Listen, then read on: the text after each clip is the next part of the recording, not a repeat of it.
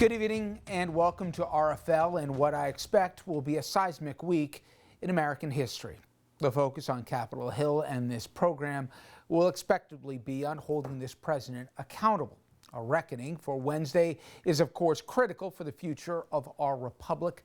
The votes cast this week, they will force the cabinet and far more likely lawmakers to record for posterity which side of democracy they stand on.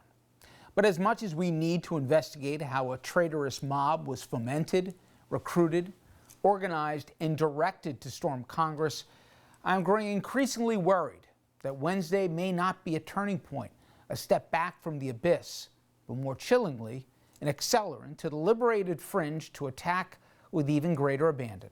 Since Wednesday, this has happened.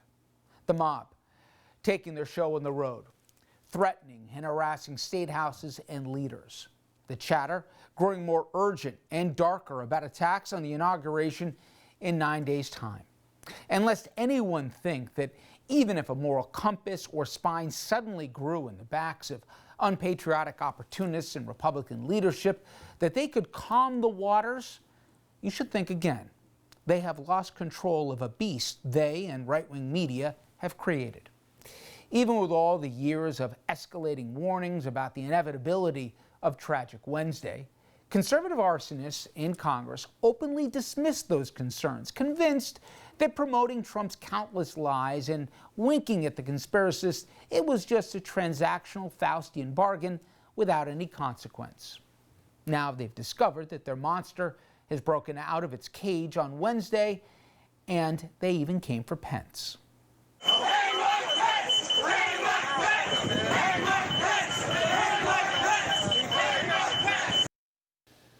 Hit lists are out for Republicans who far too late re-examined their complicity, and those lists have been circulated.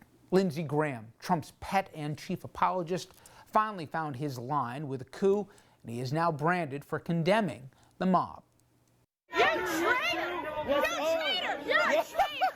Lindsey Graham, you are a traitor to the country! You know it was rigged! You know it was rigged! It's gonna be like this forever, wherever you go for the rest of your life.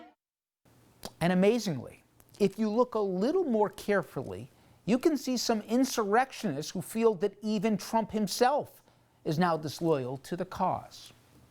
So America, if you thought that Wednesday's horrors jolted a long overdue wake-up call for all in Washington, please think again. If you thought the image of Confederate flags replacing Old Glory in our Capitol, thugs beating police, and a desecration of our very republic caused re-examination amongst the mob, think again.